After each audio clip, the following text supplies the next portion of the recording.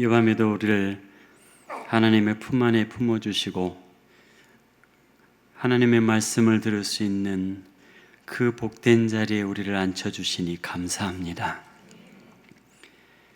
그러나 죄인을 세우셨습니다. 그러기에 하나님께서 말씀하실 줄 믿습니다. 저는 스피커와 마이크로만 사용하시고 하나님이 하시고 싶으신 말씀을 우리에게 심어주셔서 그 말씀이 힘되게 하시고 능력이 되게 하시고 그 말씀 붙들고 걸어가는 길이 영광의 길이요 승리의 길 되게 하여 주시옵소서. 예수님의 이름으로 기도드렸습니다. 아멘. 어제 제가 몇 가지 말씀을 드렸습니다. 종교생활입니까? 신앙생활입니까? 정말로 우리 앞에 놓여 있는 모든 문제를 하나님 앞에 내어 던지고 오늘 새벽에는 제가 이렇게 말씀을 드렸습니다. 하나님이 우리의 모든 것을 다 아십니다. 아신다고 선언하셨습니다. 그러므로 이제 우리의 기도는 하나님이 모든 것을 아신다라는 전제하에 그 다음부터 출발해야 된다. 그럼 우리들의 현실에는 문제가 없습니까? 그 안타깝고 절박한 현실의 문제를 기도하지 않고 그 문제가 그렇게 쉽게 넘어가지 않는 문제들인데 그것과 상관없이 그렇게 살아도 됩니까? 라는 질문이 우리들의 마음속에 들 수밖에 없습니다. 그 순간에 우리의 선택은 어떤 것이어야 합니까? 도무지 감당할 수 없는 일이고 도무지 극복할 수 없는 문제 앞에 서 있는데 그 문제를 그럼 어찌합니까? 저는 제가 사역을 하면서 이 문제를 삶 속에서 하나님께 늘 답을 얻었습니다. 산을 올라갔어요. 고산에 올라가는 길에 차는 하부가 다 망가졌어요. 길이 너무 험하고 오지여서. 차 하부가 망가지는 거는 괜찮은데 브레이크 상태가 다 망가진 거예요. 여러분이 브레이크를 밟으면 기계식으로 이게 딱 밟는 순간에 전자작동으로 브레이크가 꽉 잡히죠. 만약에 이 전자장치가 고장나면 어떻게 되는 줄 아십니까? 여러분 온몸으로 브레이크를 밟고 온몸이 버티면서 눌러도 차는 잘 안 서요. 그렇게 고장난 상태로 차가 산꼭대기에 도착을 했어요. 사역을 하고 산에서 내려오려고 그러는데 브레이크가 전자장치가 다 고장난 상태로 내려와야 돼요. 길은 절벽길을 돌아야 됩니다. 절벽길 끝에서 360도를 돕니다. 그런데 절벽으로 내려 달리는 이 경사가 엄청나서 아무리 밟아도 차는 세울 수가 없습니다. 온몸으로 제가 의자를 그냥 발로 밟아서는 힘으로 차가 브레이크가 전혀 작동을 안 하니까 경사가 너무 심해서 의자를 뒤로 눕힙니다. 누운 상태로 버티는 거죠. 차 경사가 너무 심하기 때문에 그냥 앉아서 운전을 하면 몸이 앞으로 쏟아져요. 여러분 운전하듯이 의자를 세워놓고 앉아서 운전을 하면. 그래서 내리막길에서는 의자를 뒤로 눕힙니다. 그래서 이렇게 내려다보고 운전을 해야만이 내 몸이 중심을 잡아요. 그런 길을 쏟아져 내려왔다가 절벽 끝에서 확 돌려야 되는데 브레이크가 안 들어요. 방법은 하나밖에 없어요. 차가 굴러 떨어져 내려가는, 내가 온몸의 힘으로 발로 버티면서 속도를 조절하지만 고장난 브레이크는 기계식으로밖에 작동이 안 돼서 내가 발로 누르는 힘으로밖에 안 서는데 그 힘은 경사가 너무 심해서 그 내리막길의 차 무게와 내 몸을 감당할 수 없기 때문에 차는 떨어져요. 계속해서 거의 브레이크가 말을 안 듣는 듯한 느낌으로 떨어집니다. 방법은 하나죠. 그 커브길을 떨어지는 속도대로 차를 돌려버려야 돼요. 못 돌리면 절벽 아래로 날아가는 겁니다. 내려오기 전에 하나님께 기도합니다. 하나님, 저를 더 쓰시려거든. 배짱이죠. 저를 더 쓰시려거든 안전하게 붙들어 내려놔 주세요. 한국에 저를 아는 분들에게 페이스북이나 카카오 스토리로 소식을 전합니다. 차 상태가 이렇습니다. 내려가야만 하는데 차를 수리할 방법도 없고 카센터에 전화를 해도 이 오지 산중에 올 사람은 세계를 뒤집어 봐도 하나도 없습니다. 기도해 주세요. 만약에 제가 안전하게 살아 내려가서 여러분을 볼 수 있다면 하나님의 기적입니다. 여러분, 제가 지금 어디 있습니까? 제가 보이십니까? 그럼 제가 보이는 것이 뭡니까? 하나님의 기적입니다. 내려올 수 있는 것이 아닙니다. 쏟아져 내려왔다가 급경사로 돌리는데 밑에는 천길 낭떠러지예요. 만약에 차가 너무 빠른 속도로 떨어지면 차가 그 속도대로 꺾을 때 차가 뒤집어집니다. 넘어가 버립니다. 그런데 내려왔어요. 어떻게 내려왔는지 저도 몰라요. 그 순간에 정신이 있겠습니까? 생각해보세요. 그걸 꺾을 때 정신이 있겠습니까? 혼은 거의 다 나간 거 아닙니까? 그런데 하나님께서 저를 안아서 산 밑에까지 내려오셨어요. 산 밑에 내려오니까 안심이 될 거 아닙니까?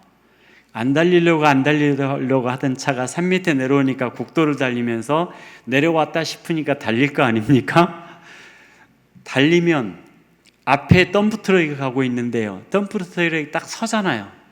차가 브레이크를 죽으라고 온몸으로 누워서 밟아도 10m는 더 나갑니다. 앞에서 차가 섰어요. 덤프트럭 밑으로 차가 기어 들어가요. 들어가면 이제 끝나는 거 아닙니까? 그럴 때마다 온몸으로 밟다가 결국은 세울 수 없으니까 핸들을 꺾었습니다. 어디로 꺾느냐면 국도변 옆에 자갈들이 이렇게 쌓여 있잖아요. 그 자갈길로 가면 차 속도가 많이 떨어지잖아요. 그쪽으로 꺾습니다. 급하게. 꺾는데 희한하게 매번 그럴 때마다 어디에 서느냐면 가로수와 가로수 사이, 전봇대와 전봇대 사이입니다.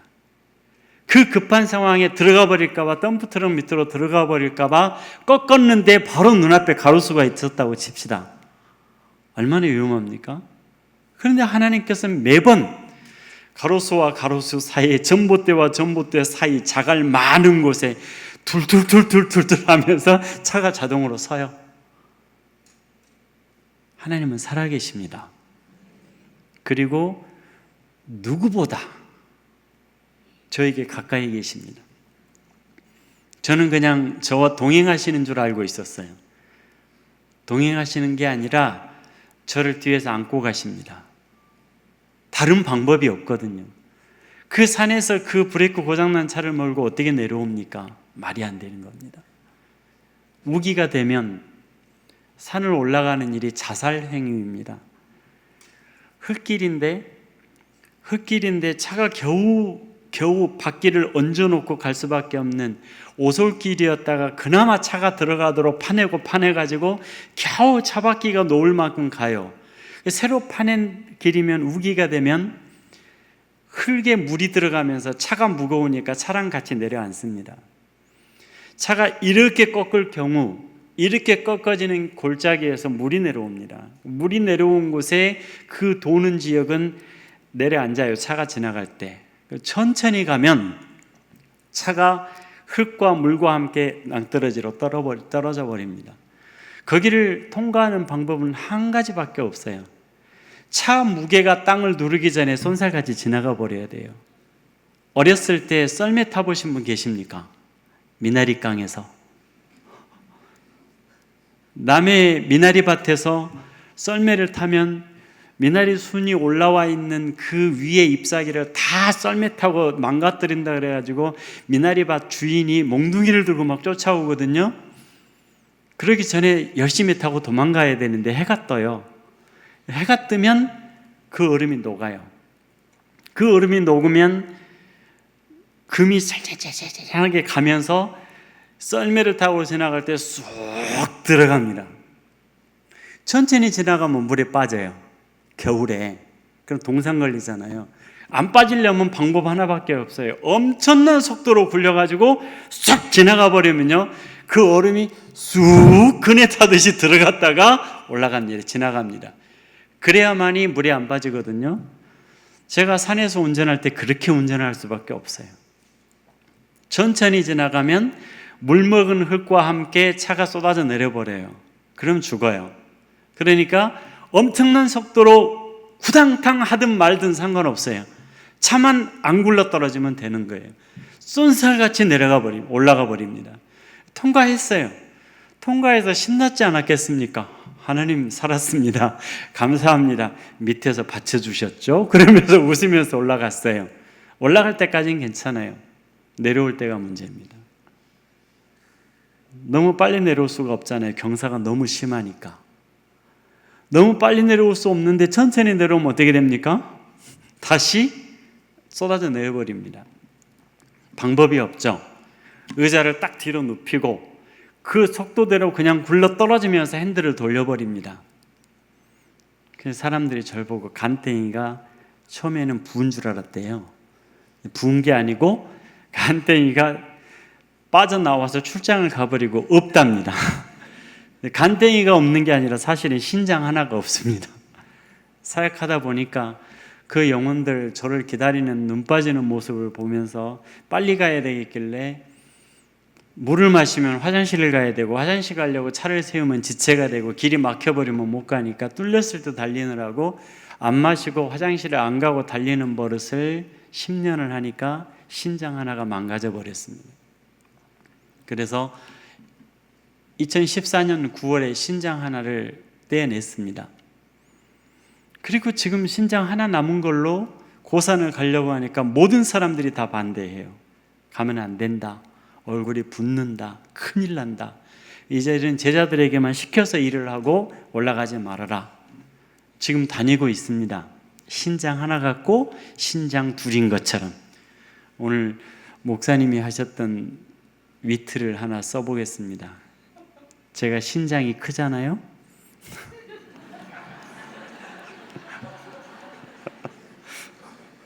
신장이 크기 때문에 신장 하나 떼내도 아무 상관없습니다. 제가 목사님 오늘 위트 하시는 거 보고 깜짝 놀랐습니다. 문제는 그 위기를 만났을 때 우리는 어떻게 답을 내리냐면 이 길은 가면 죽어. 하나님도 아실 거야. 그리고 안 갑니다. 하나님은 그 길을 통과할 수 있도록 만반의 준비를 다 해놓으셨습니다. 우리를 안아서 데리고 가시려고 기다리고 계십니다. 거기까지 당도하면 하나님이 안으시기로. 그런데 우리는 내가 답을 내려버리는 겁니다. 저기는 위험해. 저기는 흙이 물을 먹었어. 거기로 통과하면 차와 함께 굴러 떨어질 것이 뻔해. 제가 몰고 다니는 차가 2톤입니다. 차 자체 중량만. 그게 물먹은 흙위로 지나가면 그대로 함께 쏟아져 내리죠. 답은 뻔합니다. 사람이 계산을 했을 때 답은 뻔해요. 가면 안 돼요. 어떻게 하실랍니까? 거기를 가라 그러시면 제일 먼저 누가 생각나시겠습니까? 자식 생각나지 않으시겠습니까? 남아있는 가족 생각나지 않으시겠습니까? 오죽했으면 저는 저희 집사람이 페이스북 친구 신청 오는데 안 받아줍니다. 카카오 스토리 신청 들어오는데 안 받아줍니다. 제가 그런 사진들 간간히 올렸을 때 저희 집사람이 그걸 보면 어떻게 하겠습니까? 거기 가면 나 죽는다 그럴 거 아닙니까? 그럼 제가 사역 어떻게 하겠습니까? 그 사진 못 보게 저는 저희 집사람 절대 친구 안 받아줍니다. 사람이 그걸 보면, 사람이 그 상황을 판단을 하면 답은 너무도 뻔한 것이기 때문입니다. 갈 수 없다. 거기는 제자들 걸어서 보내도 되지 않느냐.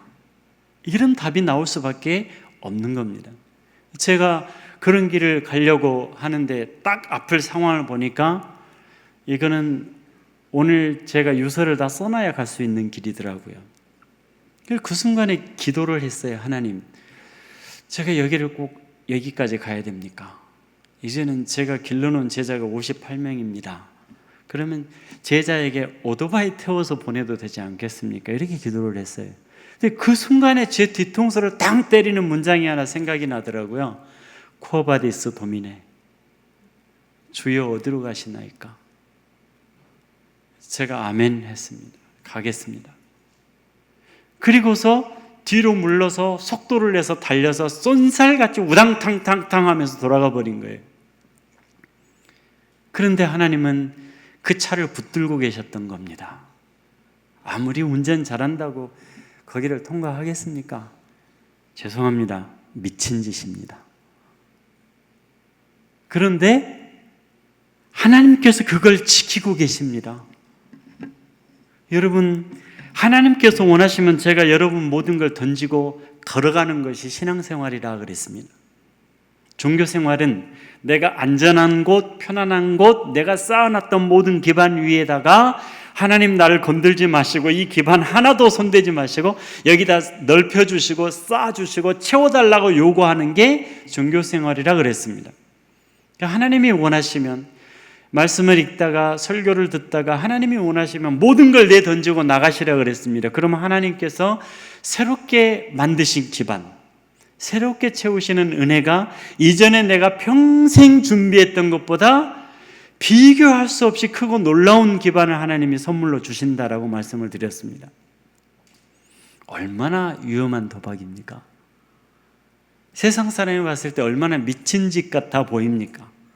그러나 하나님은 그 길에, 그렇게 걸어가는 길에 하나님께서 주시는 것이 형통입니다. 하나님이 원하시는 길을 가기 때문에 그 길을 가는 동안에 모든 거 하나님께서 먼저 길을 여시고 준비하시고 길을 닦으시고 우리를 붙드시고 그 길에 필요한 모든 것들을 하나님의 손으로 채우십니다. 그러하기 때문에 하나님께서 우리에게 뭔가를 요구하신다면 모든 것을 내던지시라고 말씀을 드리는 것입니다. 제가 사역지에 들어가서 사역을 하는데요, 밥을 차리더라고요. 그런데 그 사람들은 평상시에 밥을 못 먹고 살아요. 하루에 2끼를 먹는데 아침에 10시경에 아침을 먹고 오후 5시경에 저녁을 먹습니다. 그게 전부입니다. 하루 2끼를 먹습니다. 근데 그 2끼가 밥이 아니고요, 감자와 옥수수예요. 그 감자 옥수수인데 제가 사역을 하면서 시간이 지나고 길이 열리고 그 사람들이 그 길을 통해서 경제 문화 교류가 이루어지기 시작하면서 조금 살만해졌어요. 그러니까 드디어 들어오는 게 안남미가 들어오더라고요.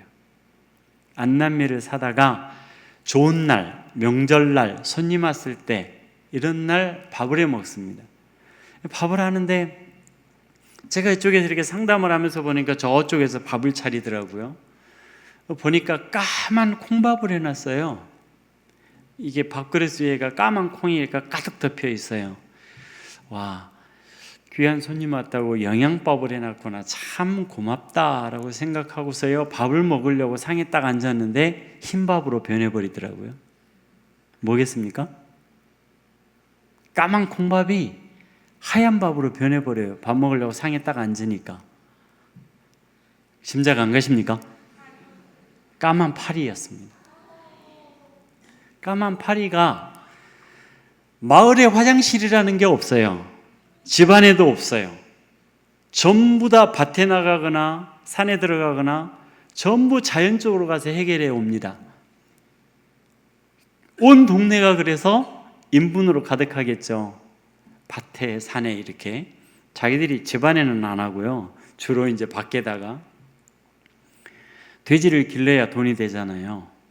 염소를 키워야 돈이 되고, 온 마을에 가면은 돼지가 싸놓은 거, 사람이 해결해 놓은 거, 염소가 싸놓은 거 천지거든요. 파리가 드글드글 하겠죠. 6월부터 8월까지는 굉장히 심각합니다. 그 파리가 이렇게 밥을 차려놨는데 이렇게 가득 빼곡하게 들어앉아 있으니까 이게 까만 콩밥으로 보인 거예요. 공간이라도 있었으면 흰밥 사이에 콩밥이 있다고 생각을 할 거 아닙니까? 공간이 없어요. 꽉 차 있어요. 밥을 먹으려고 상에 앉을 때 사람들이 휘 할 거 아닙니까?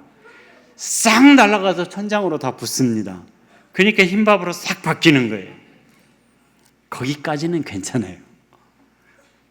이 밥을 먹으려고 보니까 제 눈에, 마음의 눈에 파리 발자국이 보여요. 이 밥 위에 파리 발자국이 보이는데요, 어떤 거는 노란색이고요, 어떤 거는 까만색이에요. 노란 거는 사람 것일 것이고 까만 거는 돼지 것이겠죠.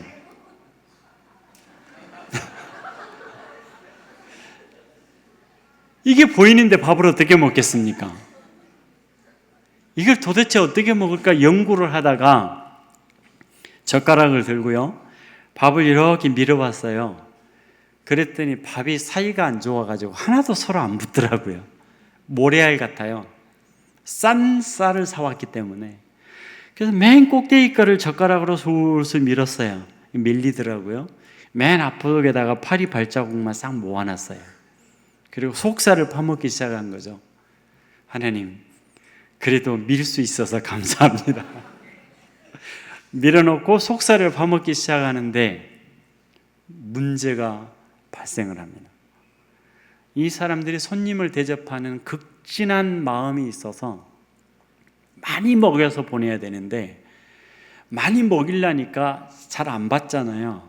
그러니까 밥을 먹으면 상 뒤로 이렇게 몰래 슬금슬금 돌아다닙니다. 한 사람이. 한 손에는 이만한 함지박에다가 밥을 잔뜩 쌌고요, 한 손에는 놀부 아줌마가 쓰는 나무 커다란 조각 하나, 한 공기가 넘어요. 그거 하나면. 그걸 딱 퍼가지고 몰래 뒤로 왔다 갔다 하다가 누군가의 밥그릇에 공간이 좀만 생기면 와서 확 엎어버려요. 공격을 해버려요.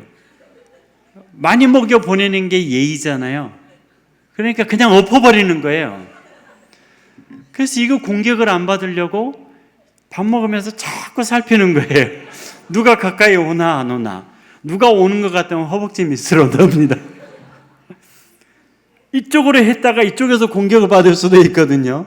그러니까 허벅지 밑으로 넣었다가 사람 없으면 이쪽에다 넣었다가 피했다가 도망갔다가 이러고 밥을 먹는데, 자꾸 피하면 자연스럽게 앞사람이 상담을 시작을 합니다. 목사는요, 누군가가 상담을 하면 진지해져요. 그래서 이렇게 가까이 대고 먹는 이유가 얼굴하고 밥그릇 사이에 주걱 들어올 공간을 안 주기 위해서 이렇게 하고 밥을 먹다가 뭔가 오는 것 같으면 얼른 이렇게 허벅지 밑에다가 숨겨야 되는데, 상담을 시작하면 이제 긴장이 점점 풀어지면서 아, 그러느냐고. 그러면 손이 점점 내려가다가 딱 놓고 아, 네, 기도합시다. 그 순간에 와서 주걱이 확 공격을 해버려요. 그때는 이제 방법이 없어요. 왜 방법이 없느냐면 어디까지가 새밥이고 어디까지가 파리발자국 밀어놓은 곳인지 구별이 안 가요. 차라리 확 표가 났으면 밥을 이렇게 먹다가 아, 여기까지가 파리발자국이나 할 텐데 구별이 안 가는 거예요. 마음으로 봤기 때문에. 그러면 이제 방법이 없어요. 하나님, 제 장을 지켜주세요. 이 파리발자국이 제 장에 들어갔을 때 연쇄 반응이 일어나지 않게 해주세요. 이거 외에는 방법이 없는 거예요. 하나님께 기도하고 파리발자국을 그냥 먹습니다. 구별할 방법이 없으니까요. 그런데 제가 한국에서 목회할 때 장이 굉장히 약했어요. 여름에요, 그 당시에는 직행버스라 그랬던가요? 요즘 같으면 광역버스인데요. 버스를 타면은 에어컨이 엄청나게 세게 나와요. 이렇게 반팔을 입고 그 엄청나게 세게 틀어놓는 에어컨 바람이 여기를 싹 때렸을 때 바로 장이 뒤틀려요. 그 정도로 장이 예민했고 탈이 잘 났어요. 밤에 집에서 자다가 장이 한번 탈이 나면 아무리 약을 먹어도 소용이 없어요. 결국은 견디다 뒹굴다가 새벽녘이 돼서 응급실에 실려갑니다. 응급실에 들어가서 항생제 주사가 들어가야만이 배가 가라앉았어요. 그 정도로 장이 약했습니다. 그런데 그렇다고 장을 치료한 적도 아무것도 한 적이 없는데, 제가 중국에 가서 파리발자국을 먹고 사는데도 한 번도 장염에 걸린 적이 없습니다. 하나님은 제 장 안에까지 들어가 계세요. 죄송합니다. 제 마음에 들어와 계신 줄 알았더니 장 안에까지 들어가 계세요. 거기까지 붙들고 계세요. 놀라우신 하나님이십니다. 그래서 그 밥을 먹고 살아야 되는데 문제는 물공사가 안 돼 있잖아요.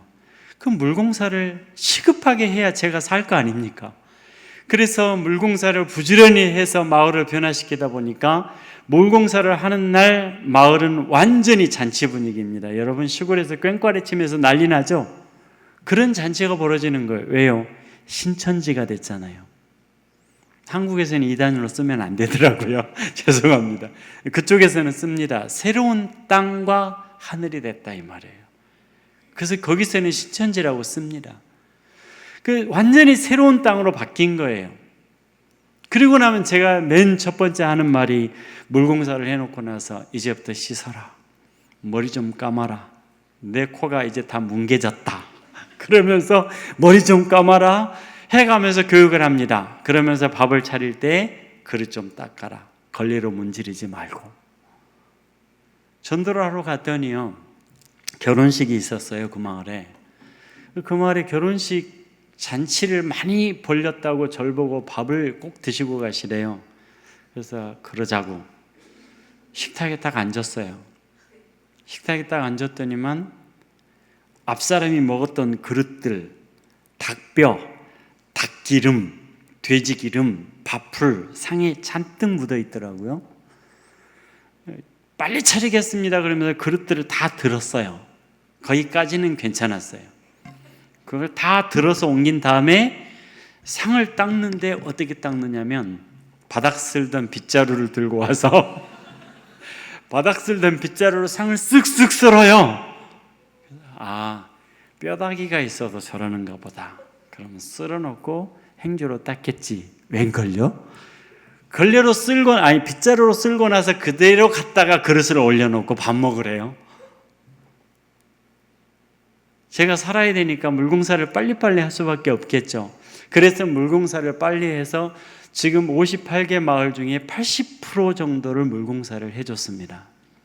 물공사를 해주고 씻고 살아라, 목욕해라, 머리 감아라 해서 교육을 하니까 아이들을 깨끗하게 씻어가지고 얼굴이 반질반질하게 씻어가지고 전통 옷을 딱 옷을 입혀서 저한테 이제 우리도 씻고 삽니다 그러고 딱 아이들을 내보냈어요. 마을에 딱 들어가니까 너무 이뻐가지고 제가 안아주면서 너희들 씻고 사니까 인물이 훤해진다 그러면서 막 칭찬을 해줬거든요.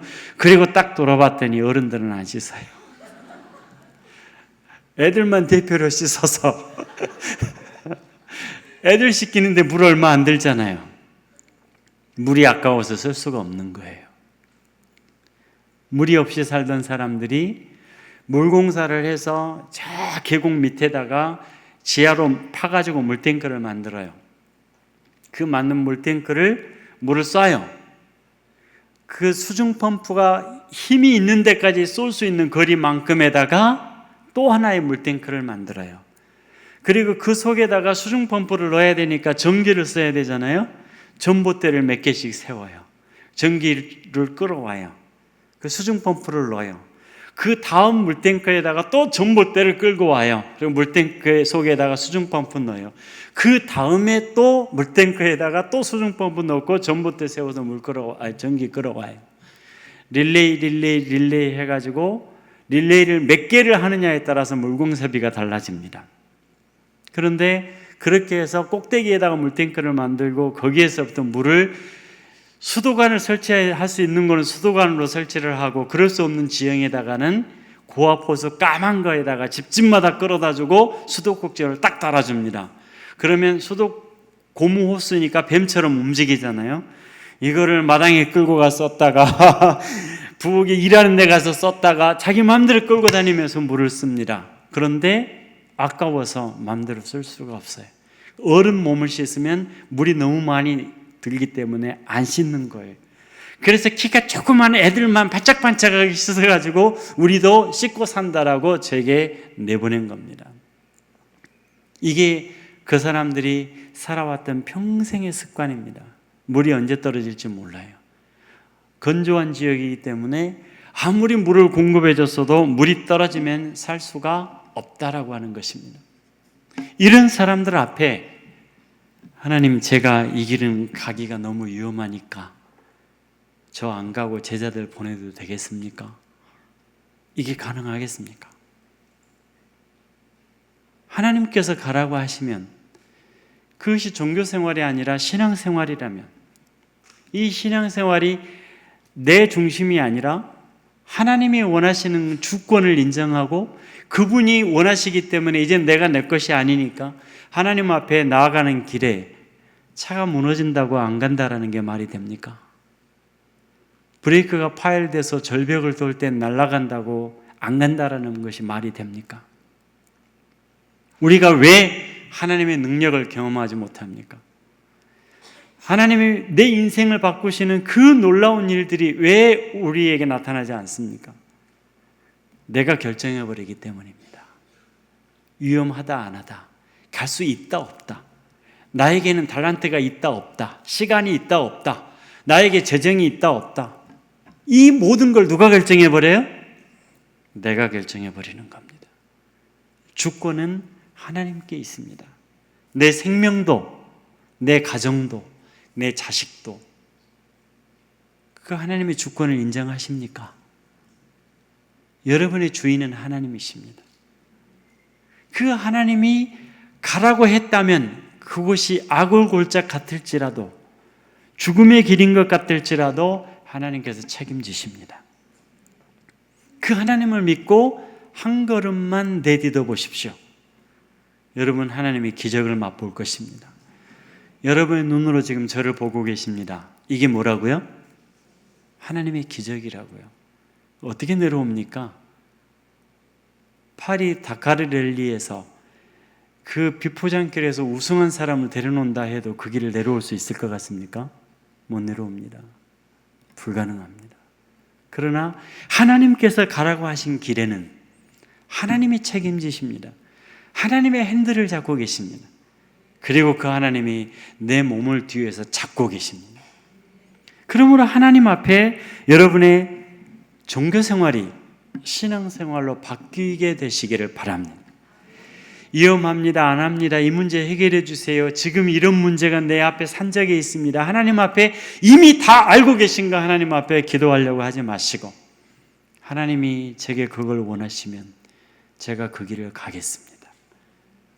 그 길을 가기를 원하는데 제게 믿음이 부족합니다, 용기가 부족합니다, 힘 주세요, 성령님 저를 붙들어 주세요, 포기하지 않고 가게 해주세요, 이 기도를 해야 될 거 아닙니까? 그리고 그 기도를 하고 그 길을 걸어간다면 그 길은 갈 수 있느냐 못 가느냐의 문제가 아니고 하나님께서 함께 하시면 내게 불가능이 없는 길이 되고야 마는 것입니다. 오늘 본문에 베데스다에서 있었던 놀라운 사건이 기록이 되어 있습니다. 내 자리를 들고 걸어가라, 우리 주님께서 말씀하시죠. 여러분, 이 병자들이 모여있는 이 베데스다 연못에 주님께서 찾아가셨습니다. 그런데 그곳에 찾아가셔서 수없이 많은 환자들이 그곳에서 물이 동하기를 기다리고 있는데 예수님께서 딱 한 사람에게 찾아가셔서 질문을 하셨습니다. 누구였습니까? 38년 된 병자죠. 그런데 이 38년 된 병자하고 예수님하고 관계가 있었습니까? 아무 관계가 없었죠. 이 38년 된 병자가 예수님께 부탁을 했습니까? 제가 여기 있는데 치료를 받을 수가 없습니다. 물속에 들어갈 수가 없습니다. 이곳을 지나가시거든 오셔서 저를 좀 치료해 주세요. 이게 있었습니까? 없었습니다. 아무 관련도 없었고 조건도 없었습니다. 아무 관련도 조건도 없었는데 예수님께서 이 38년 된 병자를 찾아오신 것입니다. 이것이 은혜입니다. 나에게 아무 이유 없는데, 아무런 조건도 없는데, 나는 하나님을 알지도 못했는데 하나님 나를 찾아오셨어요. 예수를 알게 해주셨습니다. 누군가를 보내서 전도하셨고 목사님을 통해서 하나님을 소개하셨고 내가 하나님을 찾아 나선 적이 없는데 하나님께서 나를 찾아오셔서 여러분 한 분 한 분이 여기 와 계십니다. 이것이 하나님의 놀라우신 은혜인 것입니다. 그런데 예수님께서 이 사람을 찾아오셔서 질문을 하세요. 뭐라고 질문하셨습니까? 뭐라고 질문하셨죠? 내가 낫고자 하느냐? 여러분, 이 질문이 얼마나 이상하고 우스꽝스러운 바보 같은 질문인 줄 아십니까? 병원에 환자가 찾아왔어요. 의사가 보고 당신 낫고 싶습니까? 그럼 뭐라 그래요? 요즘 사람들 자존심 상해서 대답 안 해버릴 겁니다. 낫고 싶어서, 치료받고 싶어서 병원에 왔는데 당신 낫고 싶습니까? 이렇게 질문을 해요. 환자가 38년 동안 나을 수가 없었어요. 걸을 수가 없었어요. 그 환자 앞에 예수님께서 내가 낫고 싶으냐? 이렇게 물으셨어요. 이런 바보 같은 질문이 어디가 있습니까? 예수님이 바보라서 그런 바보 같은 질문을 하십니까? 이유가 있을 거 아닙니까? 이 환자에게 왜 이렇게 질문을 하셨을지 한번 생각해 보셨습니까? 하나마나한 질문인데 예수님이 하셨다라는 말입니다. 할 일 없어서 하셨겠어요? 분명히 이유가 있어서 이 질문을 하셨을 거 아닙니까? 여러분, 이 질문을 예수님께서 왜 하셨는지를 보시려면 이 38년 된 병자가 이 바보 같은 질문에 뭐라고 답을 했는지를 보면 답이 나옵니다. 여러분, 뭐라고 답을 했는지 한번 누가 찾아서 한번 읽어주세요.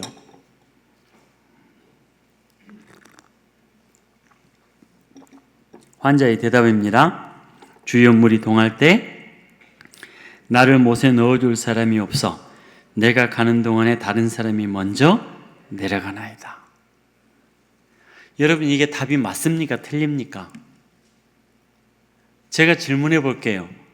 낫고 싶습니까, 학생? 예, 저렇게 답을 해야 맞아요. 낫고 싶으냐 그러면 뭐라고 답을 해야 돼요? 네, 낫고 싶습니다. 주님, 저를 치료해 주세요. 이렇게 답을 하는 게 맞습니다. 그런데 이 환자가 지금 뭐라고 답을 했어요? 내가 물에 들어가고 싶은데, 물이 동할 때에 물에 들어가고 싶은데 누가 나를 못에 넣어줄 사람이 없습니다, 이 말이에요. 이 뜻이 뭐죠? 의역을 한번 해보세요.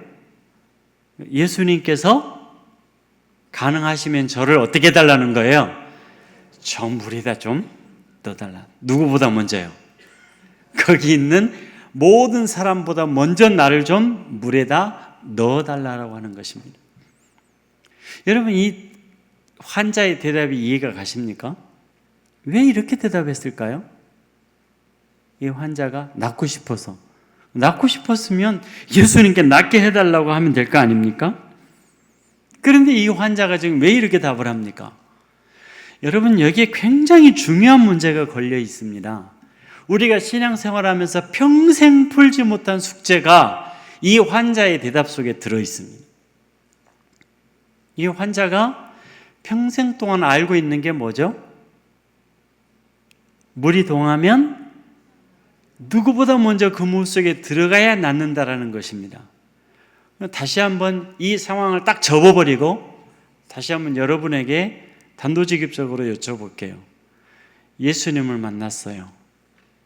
그러면 나으려면 어떻게 하면 됩니까? 어떻게 하면 돼요?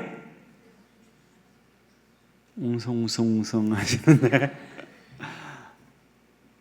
한마디로 이 상황을 딱 접어놓고, 우리가 지금 본문을 안 읽었다고 치고요, 딱 접어놓고 예수님을 만났어요. 제가 낫고 싶으면 어떻게 하면 돼요? 예수님, 저를 치료해 주세요. 그러면 돼요. 그런데 이 환자가 지금 뭘 요구하고 있어요? 예수님이 자기를 도와서 연못에 넣어주기를 원하고 있다는 말입니다. 근데 연못에 들어갈 필요가 있습니까? 없습니까? 예수님 만났으면 연못에 들어갈 필요가 없습니다. 예수님께서 고치시면 낫습니다. 예수님이 답입니다. 답을 만났어요. 치료자를 만났어요. 그런데 거기다 넣어달라고 그래요. 이게 인본주의입니다. 사람 중심. 내가 알고 있는 경험으로, 내가 평생 배운 것으로, 내가 평생 알고 있는 것으로 모든 것을 해결해야 돼요. 그래서 내 중심으로 판단하고 내 방식대로 살아가려고 그래요. 우리 신앙생활을 하면서도 하나님의 방식이 아니라 내 방식대로 해결을 해야 돼요. 그 방식이 뭡니까? 하나님, 내 호주머니에다 돈 좀 채워주세요. 내 통장에다 돈 좀 채워주세요. 그럼 제가 이것 갖고 하겠습니다. 여러분 통장에 돈이 필요합니까? 안 필요합니까? 저는 안 필요하더라고요. 왜요? 하나님 호주머니가 제 거거든요. 일을 하는 순간에 하나님 호주머니가 열려요. 제가 일을 해결해야 되는 엄청난 일이 벌어졌는데 막대한 자금이 필요한데 하나님께서 내 통장에 넣어놨다가 일을 하게 하시는 것이 아니라 그 일이 진행되는 순간에 하늘 문을 여시고 채우셔서 일하십니다. 사람들의 방식은 어떤 거죠? 내 호주머니가 채워졌어야 일을 해요. 그래서 사람들마다 뭐라고 고백을 하느냐면 저는 재정이 부족해서 못합니다.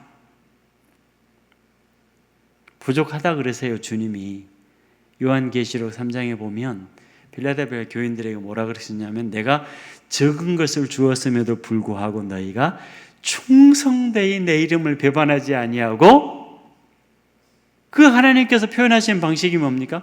적은 능력 줬어요. 적은 은혜 줬어요. 근데 그 적은 것 갖고 뭐 하나 봤더니 저는 부족해서 못해요 이런 게 아니라 그 적은 것 갖고 주님께 충성을 하면서 일을 했어요. 주님이 이것을 인정하셨어요. 그리고 뭐라 그러셨는 거 아니? 열면 닫을 사람이 없고 닫으면 열 사람이 없는 그 이가 가라사대, 다윗의 열쇠를 가지신 그 이가 가라사대 너에게 열린 문을 두었노니, 그 은혜가 여러분들에게 있어지시기를 바랍니다. 적은 것 줬는데 사람마다 반응이 틀려요. 어떤 사람은 적어서 못합니다라는 것이고 어떤 사람은 이 적은 것 갖고 주께 충성하기 위해서 주님의 이름을 배반하지 않고 주님이 요구하실 때 뒤돌아서지 않고 모든 것을 다 투자해서 충성했기에 하나님께서 문을 열어서 그에게 기회의 문을 주시겠다라는 것입니다.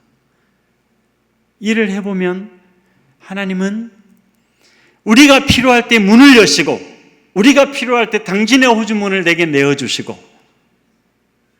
때로는 다른 사람이 돈을 몽땅 벌어가지고 평생 제대로 쓸 줄 모르는 사람 걸 제게 갖다 주시면서 이걸로 해라 그러십니다.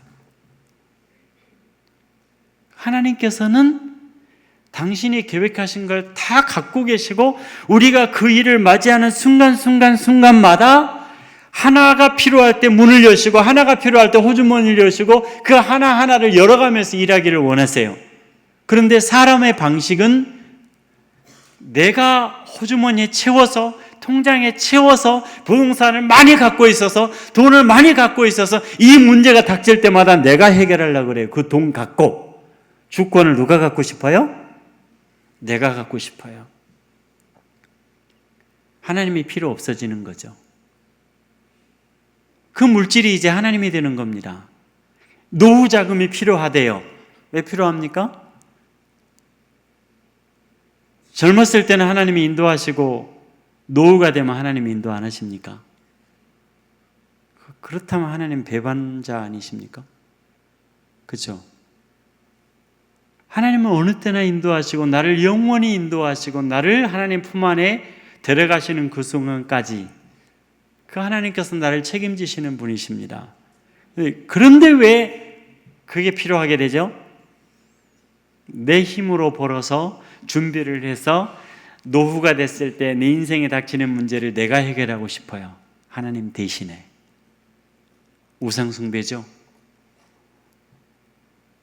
인본주의입니다. 하나님이 필요 없다라는 거예요. 그러니까 하나님이 필요하실 때 하나님 제껴놓고 내가 하고 싶은 거예요. 하나님이 필요하신 사건, 문제, 순간을 만날 때마다 하나님 말고 내 마음대로 하고 싶어요.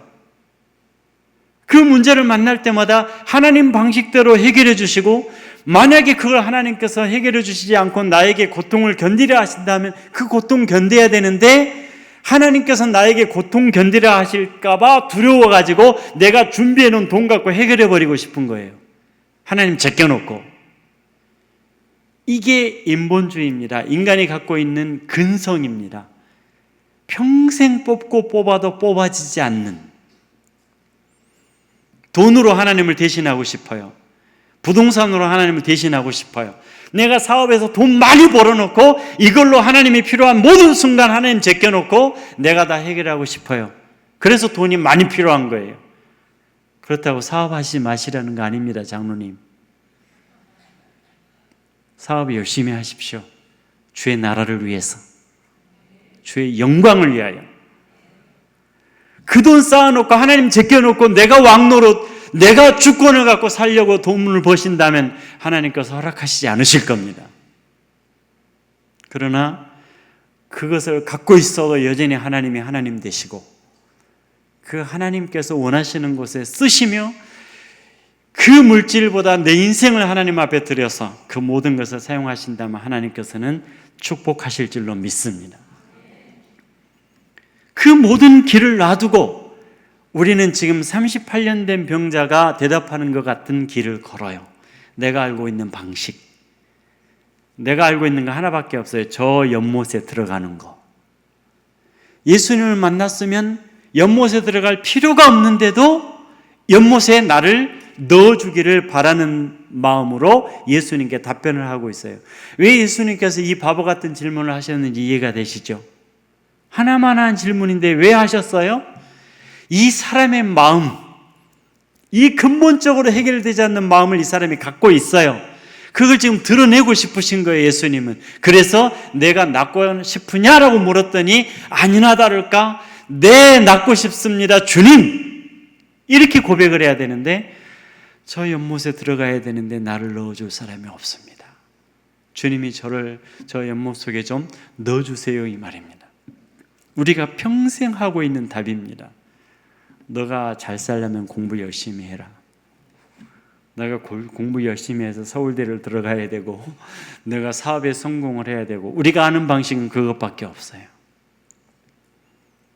그리고 하나님 앞에 물질을 구하고 그것으로 내 통장에 채워놓고 내 호주머니에 채워놓고 그것 갖고 일을 하려고 한다라는 말입니다.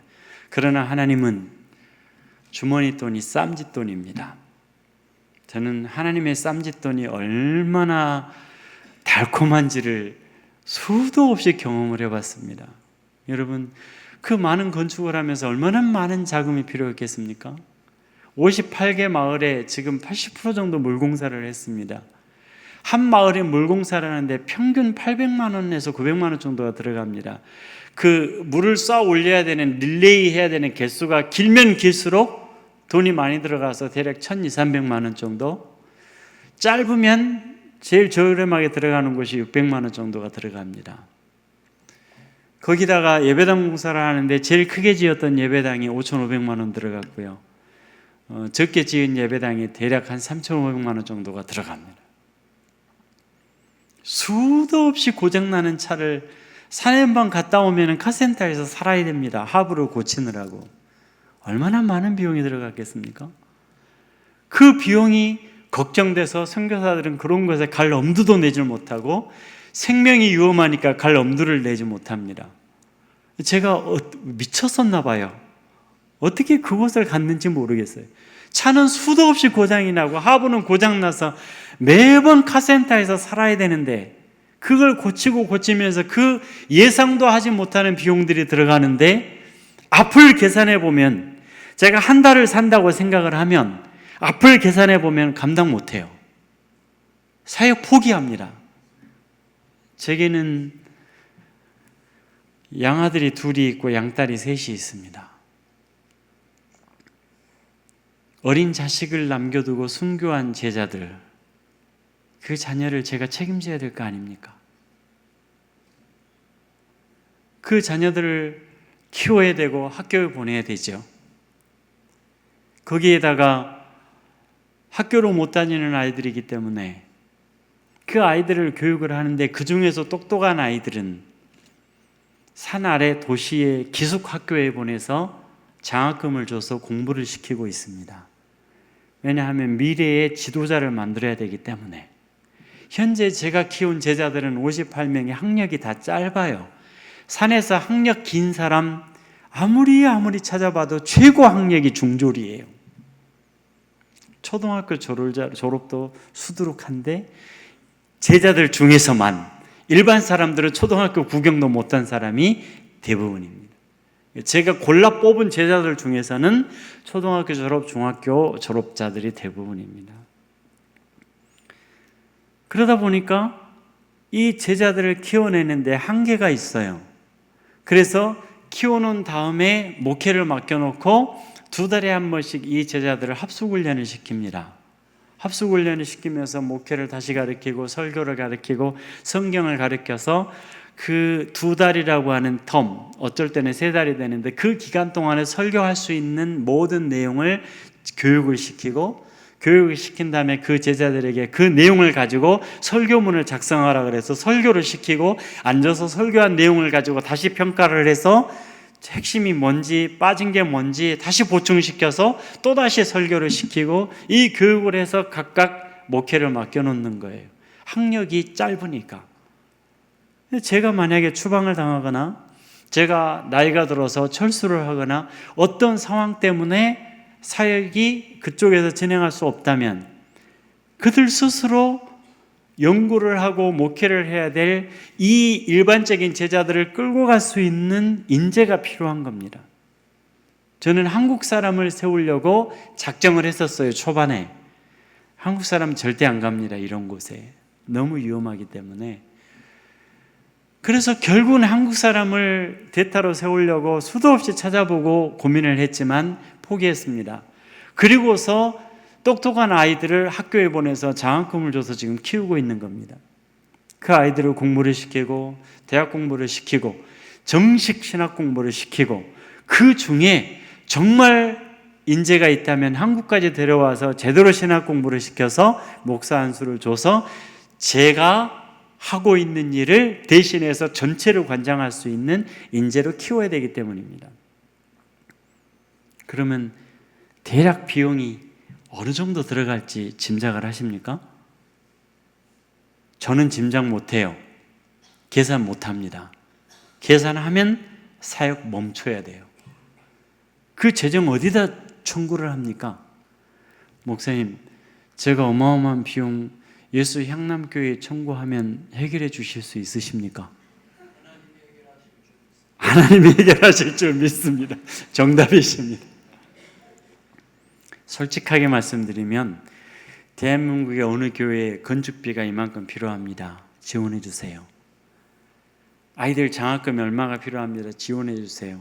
그러면 선뜻 당회에서 결정해서 그걸 해결해 줄 수 있는 교회가 몇이나 될까요? 네, 우리 장로님 고개 흔드십니다. 사업하셔서 통이 크신 줄 알았는데 현실을 정말 정확하게 잘 알고 계십니다. 고개 흔드십니다. 마음에 드십니다, 장로님. 없어요, 여러분. 현실적으로 어디다 청구합니까? 그래서 저는 계산 안 합니다. 계산하는 날은 사역 포기하는 날입니다. 너무 어마어마하기 때문에. 그래서 계산을 안 하고 하나님이 주시는 대로 그냥 갑니다. 그런데 뒤를 돌아보면 다 채우셨어요.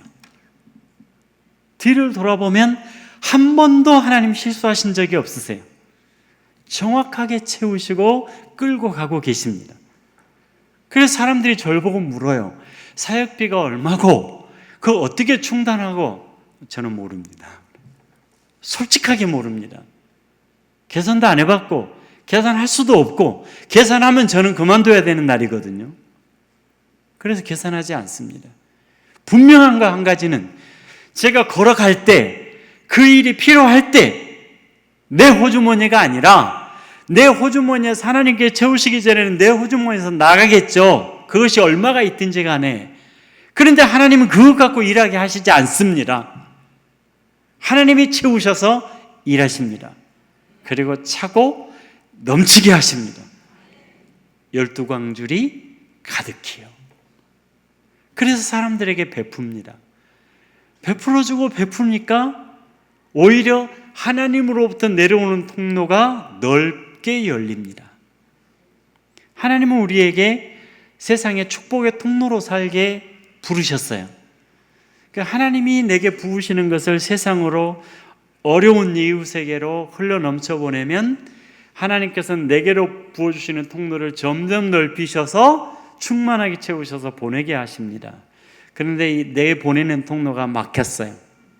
막히면 어떻게 되죠? 그 다음부터 썩습니다. 교회가 내보내는 데 통로가 막히면 교회가 썩습니다. 수없이 한국교회에 엄청나게 많은 문제들이 생긴 거 아시죠? 내보내면 채우시는데 막으면 교회 안에서 썩어요. 한국교회가 왜 싸웁니까? 왜 법인 인수 문제로 난리가 납니까? 돈이 많이 쌓여있기 때문에 그래요. 쌓여있으면 큰일 납니다. 개인의 삶도 그래요. 내보내면 하나님께서 더 충만하게 채우십니다. 내보낼수록 위로부터 통로가 커지는데 내보내는 게 딱 막히면 내 안에서 썩습니다. 죄를 짓게 됩니다. 그리고 위로부터 내려오는 통로가 막혀버리는 겁니다. 그럼에도 불구하고 우리는 하나님께서 내려주시는 통로를 넓게 열고 내보내는 통로를 열어서 하나님께서 늘 신선하고 새롭고 충만한 것으로 채우셔서 통로된 삶을 살아야 되는데 우리는 그게 아니고 딱 막아놓고 채워야 돼요. 통장에, 호주머니에. 그리고 그것 갖고 정말 하나님이 필요하시는 순간에 하나님이 안 나타나시니까 안 나타나실 거니까 하나님은 내 기도 안 들어주실 거니까 내 돈으로 하나님 대신 해결해야 돼요. 신앙생활이 아니라 종교생활로 가버린 겁니다. 그래서 우리에게 돈이 더 많이 필요해진 겁니다. 하나님은 우리에게 그걸 요구하시지 않습니다. 오늘 본문에 이 38년 된 병자는 오직 그것밖에 몰랐어요. 그래서 인본주의적인 생각밖에 몰라서 나를 저 연못에 넣어주실 수 있으면 넣어주십시오라고 주께 요구하고 있는 것입니다. 인본주의적인 삶은요, 정확하게 숫자로 나타납니다. 교회가 큰 일을 하려면 교인이 많아야 된다고 생각을 합니다. 그리고 교회 재정이 많아야 된다고 생각합니다. 여쭤보십시다. 교회 재정이 많아야 큰 일을 합니까? 주님만 계시면 큰 일을 합니까? 목이 마는 소리가 들려서 뭔 말인지 모르겠습니다. 교회가 재정이 많아야 큰 일을 합니까? 주님만 계시면 할 수 있습니까? 이게 문제입니다. 답은 너무 잘 알아요. 답은 잘 아는데 현실적으로 문제를 만났을 때는 뭐가 있어야 돼요? 작게 대답하고 싶으시죠? 그 심정 제가 충분히 이해합니다. 하지만 주님은 그거 원하시지 않습니다. 우리는 주님만 계시면 됩니다. 주님이 일하시면 큰일 할 수 있습니다. 교인이 작아도 주님이 계시면 큰일 할 수 있습니다. 내게 재정이 없어도 주님 앞에서 주님 붙들고 일을 시작하면 주님은 큰 일을 이루어 주십니다. 그러므로 하나님 앞에서 그 하나님이 우리에게 뭘 요구하시는지를 깊이 깨닫고 그 주님만 붙들고 주님이 답이고 그 주님 앞에 요구하고 내가 대책 세우지 말고 그때 주님만 붙들고 주님이 주시는 답 갖고 살 각오를 하고 나아간다면 주님이 죽으라 하면 죽으시고 주님이 이걸 해결해 주시지 않아서 고통을 겪으라 하시면 겪으시고 주께서 풍성히 해결하시면 감사하시고 주님이 고난을 겪게 하시면 내게 힘을 기르시는 것이기 때문에 그 힘 길러주시는 힘으로 승리하시기를 바랍니다. 고난이 두려운 거죠. 해결해 주시지 않는 상황이 두려운 거죠. 그래서 주님 대신에 돈이 필요한 거 아닙니까? 주님을 섬기시기를 바랍니다. 그 환자에게 주님이 이렇게 말씀하십니다. 일어나라. 주님이 세 가지를 말씀하셨어요. 첫 번째는 뭐라고 요구하셨어요? 일어나라. 두 번째 뭐라고 그러셨어요? 내 자리를 들라라고 말씀하십니다. 세 번째는 뭐라고 말씀하셨어요? 걸어가라. 이렇게 세 가지를 말씀하셨어요. 세 가지를 말씀하셨는데 첫 번째 일어나라라고 말씀하셨습니다. 이 헬라어로는 에게이로라고 하는 단어인데 일어나라라고 하는 단어 속에 수동태가 들어있어요.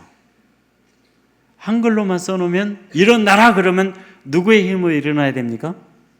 38년 된 병자의 힘으로 일어나야 되는 거죠. 주님이 말씀하실 때는 그렇게 말씀하신 거 아니에요. 불가능하죠. 38년 동안 못 일어난 사람이 어떻게 일어납니까? 주님이 그러면 38년 된 병자에게 혼자 일어나라고 말씀하시는 무책임한 주님이십니까? 주님은 절대 그런 분 아니십니다. 주님이 일어나라라고 말씀하실 때는 그 사람이 순종하여서 38년 동안 못 일어난 사람이지만 주님께 순종해서 일어나려고 마음을 먹고 힘도 없지만 일어날 능력도 안 되지만 일어나려고 하는 순간에 주님이 일으켜 세우시겠다라는 약속입니다. 주님의 치료의 선언입니다. 수동태입니다. 주님이 하시겠다 그 말이에요. 여러분, 여리고성을 하나님이 돌라 그러셨어요. 돌면 어떻게 하시겠다는 거예요? 돌면 무너집니까? 여리고성이 고고학자들이 발굴을 해놓고 보니까 인간의 힘으로 무너뜨릴 수 없는 성이라고 그랬어요. 얼마나 견고한 성인지 발굴해놓고 보니까 이렇게 성의 두께가 오늘로 말하자면 왕복 2차선인 거예요. 그 두께를 사람의 힘으로는 그 당시에 가지고 있는 무기로는 무너뜨리는 게 불가능한 성이 여리고성이라 그랬어요. 그 당시에 가지고 있는 모든 무기를 다 동원해도 무너뜨릴 수 없는 성을 사람들이 밖에서 돌아가지고 무너뜨릴 수 있습니까? 말도 안 되는 겁니다. 말도 안 되는 것인데 하나님께서 여리고성을 돌라 그러셨어요. 몇 바퀴 돌았어요? 7바퀴라고 꼭 대답을 하시더라고요. 몇 바퀴 돌았어요? 7바퀴 반? 몇 바퀴요? 13바퀴 돌았어요. 화이팅. 13바퀴 돌았어요. 13바퀴 돌고 나니까 하나님께서 무너뜨려 주셨어요.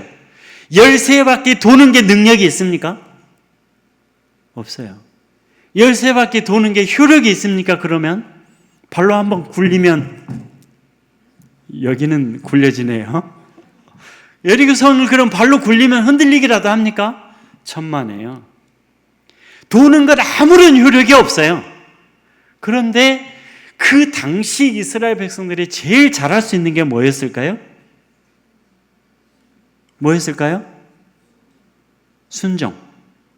정답만 말하면 내가 할 말 없잖아요. 그 당시 이스라엘 백성들에게 제일 잘하는 거 걷는 것입니다. 광야를 걷고 걸었잖아요. 생사람 행군 오래 하면 발바닥이 떠버려요. 껍질하고 살하고 분리가 되어버립니다. 군대에서 행군 오래 해보신 분 경험하셨을 겁니다. 그 당시 이스라엘 백성들은 걷고 걸어서 제일 잘할 수 있는 게 걷는 겁니다. 근데 하나님께서 그들에게 순종을 요구하셨는데 그게 뭐였느냐면 이스라엘 백성들이 제일 쉽게 잘할 수 있는 거였어요. 걷는 거였습니다. 돌아라 하신 겁니다. 걷는데 효력 없어요. 걷는데 능력 없어요. 그런데 걸으면 어떻게 하시겠다라는 겁니까? 걸으면 하나님이 그 성을 무너뜨려 버리시겠다라는 겁니다. 이 환자가 일어날 수 없어요. 이 환자가 38년 동안이나 못 일어났어요. 그런데 주님이 말씀하시는 것에 순종해서 일어나려고 마음을 먹고 시작하려고 하는 순간에 주께서 그를 고치시고 힘줄에 힘을 주시고 뼈에 힘을 주셔서 일으켜 세우시겠다라는 주님의 선언이자 약속입니다. 이 약속을 믿고 우리는 일어서야 됩니다. 대부분 사람들이 못 일어서는 이유는 38년 동안 해봤잖아요. 못 일어나죠. 내 힘으로 일어서려고 하니까. 주님이 말씀하시는데 내 힘으로 일어서는 줄 알아요. 주님이 우리에게 순종을 요구하시는데 내 능력으로 하는 줄 알아요. 주님이 말씀하시는데 내 달란트로 하는 줄 알아요. 주님이 말씀하시는데 내 재정 갖고 하는 줄 알아요. 천만에요. 순종하려고 하는 순간에 하나님으로부터 능력이 나옵니다. 순종하려고 하는 순간에 하나님이 하늘의 문을 여셔서 그 재정을 채우셔서 일을 진행하십니다. 하나님은 살아계십니다. 그 하나님에 대한 믿음이 분명하다면 우리는 우리가 불가능할지라도, 수가 부족할지라도, 재정이 부족할지라도 가는 것입니다. 10번째 건축이 진행되고 있는데요, 건축 현장은 기쁨으로 가득 차요. 장로님, 한번 여쭤보십시다. 제 눈에 띄는 장로님이 지금 우리 장로님밖에 없으십니다. 장로님께서 이 땅에 건축을 해야 되는데 3,500만 원이 필요한 건축에서 600만 원이 현금됐어요. 건축 시작하시겠습니까? 안 하시겠습니까? 3,500만 원이 필요한데 600만 원이 준비가 됐어요. 건축 시작하시렵니까? 안 하시렵니까? 장로님, 갑장 장로님. 대답 안 하시는 것은 무슨 뜻인지 우리가 짐작으로 결정해도 되죠. 한국에서 시작할 수 있습니까? 없습니까? 적어도 50%는 준비돼야 할 거 아닙니까? 그래야 대출이라도 받죠. 맞죠? 3,500만 원이 들어가는 건축이 10번째 건축이 시작이 됐는데 현재 600만 원이 헌금이 됐습니다. 건축 현장은 기뻐요. 진행 중입니다. 철근을 세우고요. 그리고 벽돌이 지금 1층 거의 다 올라갔습니다. 600만 원 갖고 살 수 있는 자재 다 사갖고 날랐습니다. 그리고 그것 갖고 하나님께서 채우시는 기간에 쌓아 올리고 있는 겁니다. 기쁨으로. 왜요? 하나님께서 완성하실 것을 믿기 때문입니다. 만약에 그러지 않았다면 아무것도 일이 진행되지 않았을 겁니다. 그 하나님께서 우리에게 요청하시는 믿음, 우리는 그걸 뭐라고 말하느냐면 무모하다 그럽니다. 당위에서 그런 결정을 했다면 무모하다 그럴 겁니다. 그런데 우리 하나님은 살아계십니다. 아무도 변명할 수 없어요. 제 수제자의 부인이, 목사님 9시 20분까지 마치면 되죠? 감사합니다. 제 수제자의 부인이 몸이 이렇게 뚱뚱했어요. 이렇게 뚱뚱해서 몸이 계속 안 좋다 했었는데 제가 한국에 딱 나와서 설교하는 중이었는데 문자가 들어왔어요. 내 부인이 죽었습니다. 이렇게요. 너무 놀래가지고 제가 전화를 걸었어요. 무슨 말이냐 그랬더니 부인이 숨이 안 터져서 심장, 폐 이쪽에 앉아가지고 이러면서 숨이 안 터져서 이제 거의 사람들은 끝났다라고 생각하고 거기서 저를 믿고 병원에 데리고 간 거예요. 보통 사람들은 다 병원에 갈 엄두를 못 내고 산에서 병이 들면 그대로 죽습니다. 그런데 제가 모든 뒤를 책임지고 있으니까 일단 병원으로 간 거예요. 병원으로 가가지고 병원 의사들이 다 달라붙었는데 해결이 안 되는 거예요. 그래서 의사들이 선언하기를 장례 준비해라 그랬어요. 장례 준비를 하라 그러니까 그 통보가 산으로 올라갔어요. 산으로 올라가서 산에서 이제 사람들이 장례 준비를 합니다. 거기는 오늘 죽으면 내일 장례를 치러요. 그냥 가서 묘를 파고 관을 준비하고 장례 준비를 하고 있는데 그 상황에서 장례 준비를 산에다 시켜놓고 저한테 문자를 보낸 거예요. 그러면서 하는 말이 병원에서 사망 선고를 내렸기 때문에 죽었다라고 문자를 보낸 거예요. 그래서 제가 전화를 걸어서 상황을 파악하고 나서 제가 그랬어요. 지금부터 기도하자. 하나님밖에는 우리에게는 소망이 없다. 내가 그곳에 없기 때문에 내 대신에 너가 너 부인의 머리 위에다 손을 얹어라. 그리고 전화를 붙잡고 제가 한국에서 기도를 했어요. 열심히 기도를 하고 끊었어요. 끊고서 부인의 상황을 내게 30분마다 상황을 알려라 그랬어요. 문자로 알려주면 된다. 전화는 내가 하겠다. 이 부인이요, 기도하고 나서 약 30분, 40분이 지나서 숨이 터졌어요. 후 하고 깊은 숨을 내셨어요. 그러니까 살 것 같잖아요. 그러니까 의사를 부른 거예요. 나 좀 봐달라고. 그 전에는 뭐 말도 못하고 이제 하고서 끝났다라고 생각을 한 건데, 숨이 터지니까 의사들이 다 달라붙었어요. 이것도 검사하고 저것도 검사하고 해도 안 된 문제였으니까 이 사람이 숨을 쉬잖아요. 그럼 지금 상황이 어떤 상황인지 봐야 될 거 아닙니까? 전부 다 체크를 했어요. 이상이 없어요. 최종적으로 검사를 다 하고 딱 3시간 만에 퇴원을 한 거예요. 그리고 자기 장례 준비, 관을 만들고 땅을 파고 있는 장례 준비라고 하는 산 위에 걸어서 올라갔습니다. 마을 모든 사람들이 난리가 났습니다. 마을이 뒤집어져 버렸습니다. 그리고 그 여인은 살아서 걸어다니는 복음이 됐습니다. 마을이 엄청난 속도로 복음이 빨리 전파가 된 거예요. 하나님이 살아계시잖아요. 그걸 보여주셨잖아요. 그리고 그것을 체험한 여인이 걸어다니잖아요. 38년 된 병자가 일어나서 걸어다닐 때 느낌이 어떻겠습니까? 13년 동안 태어나서 한 번도 일어서지도 걷지도 못했던 소년이 기도 후에 일어났어요. 처음에는 비틀비틀 걸었어요. 비틀비틀, 근육이 발달이 안 됐으니까 비틀비틀 걸었어요. 그러더니 조금씩 걸어다니니까 몸이 막 돌잖아요.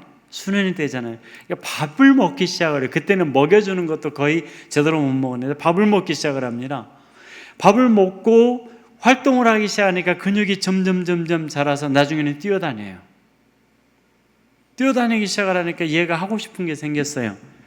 뭘 하고 싶니? 그랬더니만 교회에서 반주하는 게 너무너무 아름다워 보여서 키보드를 하고 싶답니다. 키보드 연습을 시켰어요. 손가락을 못 움직이던 아이가 키보드를 연주를 하기 시작을 했습니다. 떠듬떠듬 하더니 이 족속이요, 얼마나 음악성이 좋은지요. 멜로디를 가리키면 조금 있으면 화음이 나와요. 자연적으로. 그런 친구들이기 때문에 피아노를 한국 사람처럼 안 배워요. 갖고 놀아요. 갖고 놀다 보면 조금 있으면은 연주를 시작을 해요. 굉장히 신기한 족속입니다. 하나님께서 주신 놀라운 은혜입니다.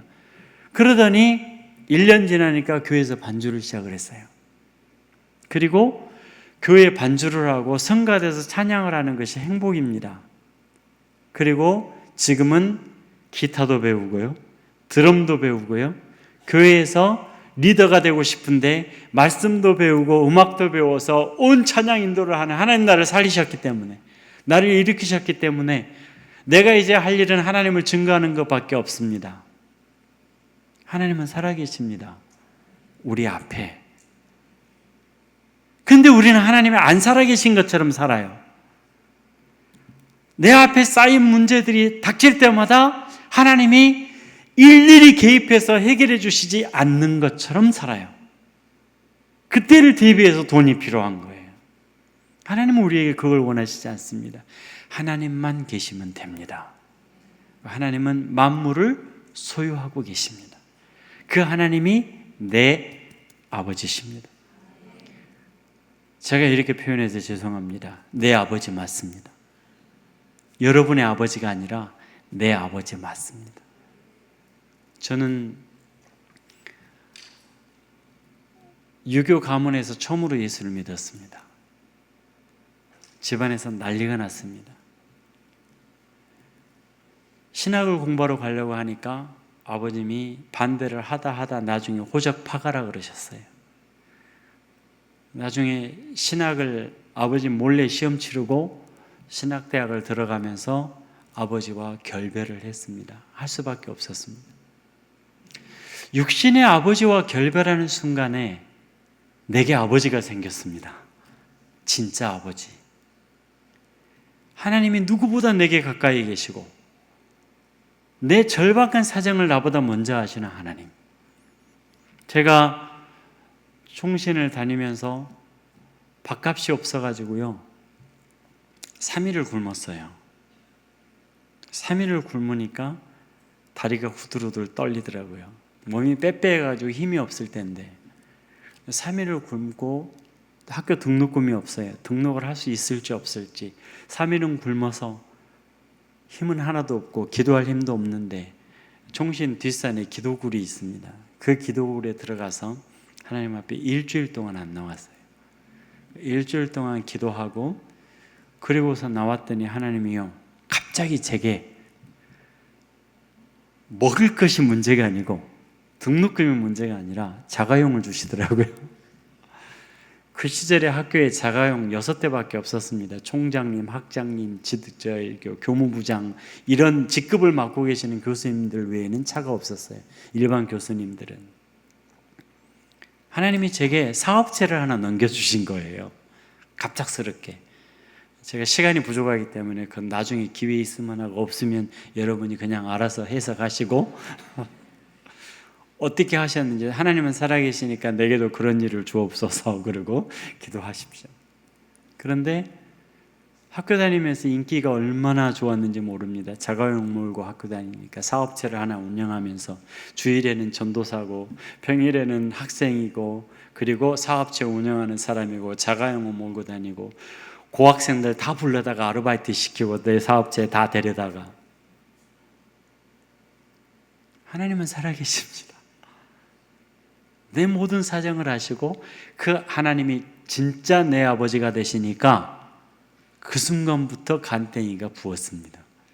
제가 운남 가서 부은 게 아니라 내 육신의 아버지가 결별을 하고 하나님이 내 아버지가 되는 순간부터 간땡이가 부은 겁니다.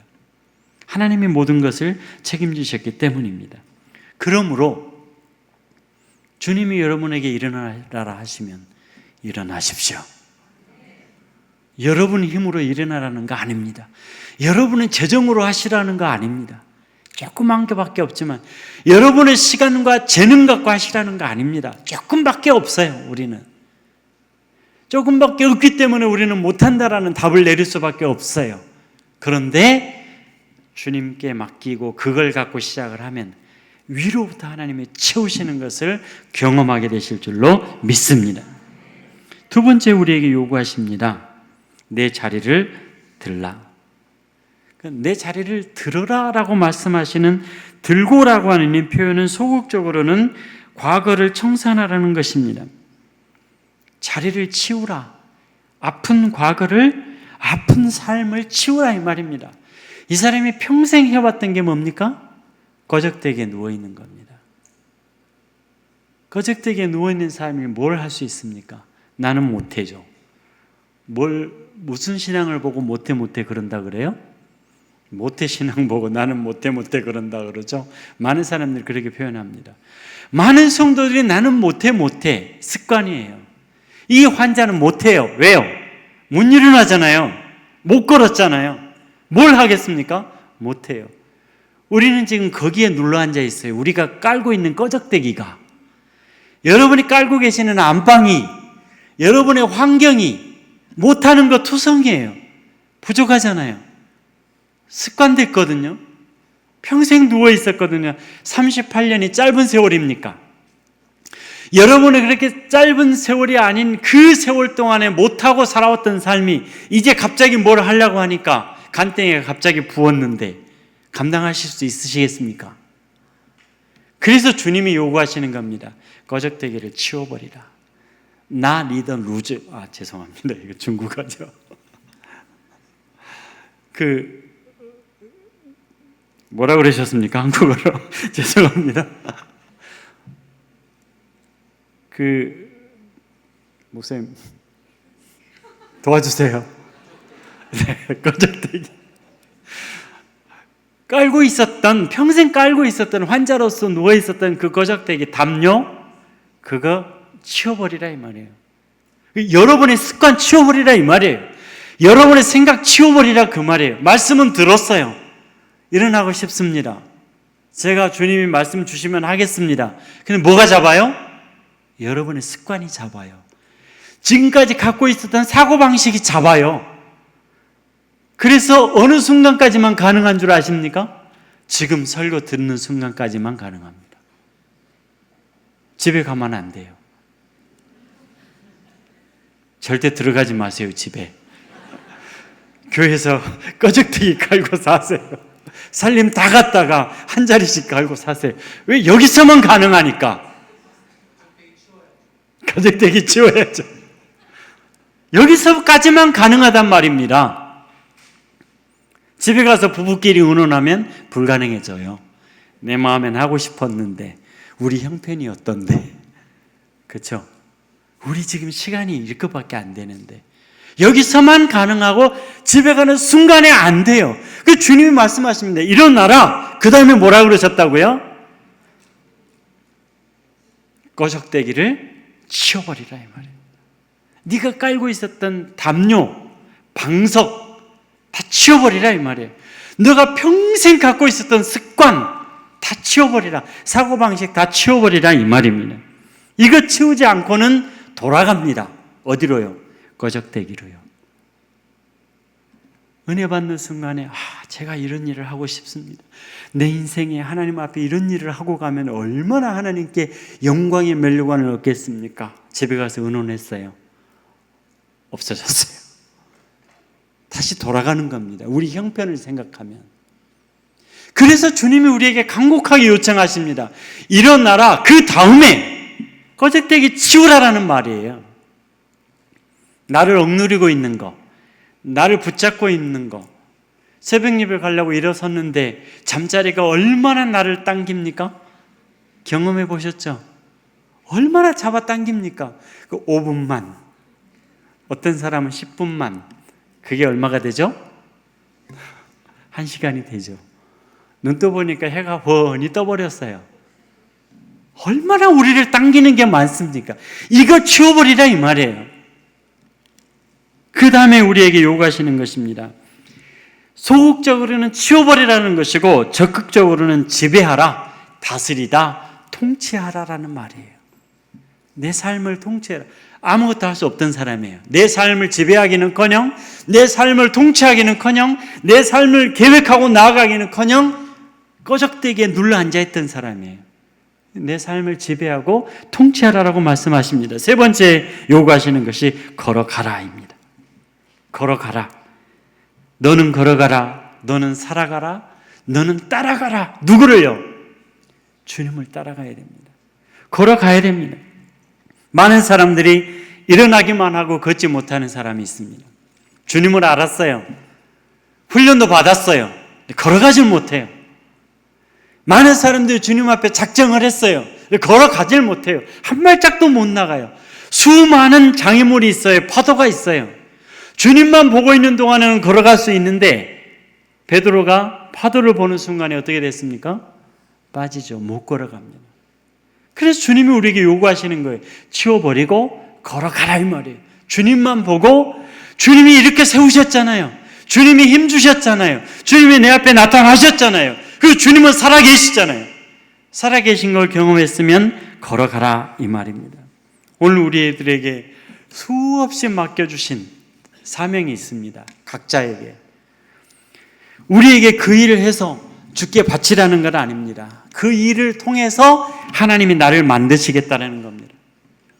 그 일을 하면 못하는 사람이었는데 시작하면 주님이 능력 주셔서 하게 돼서 알고 보니까 내가 능력의 사람이 되어 있어요. 나는 부족한 사람이었는데 하나님이 요청하셔서 알량한 것 갖고 시작을 했는데 하나님께서 채우셔서 일을 하고 보니까 내가 부유한 사람이 되어 있어요.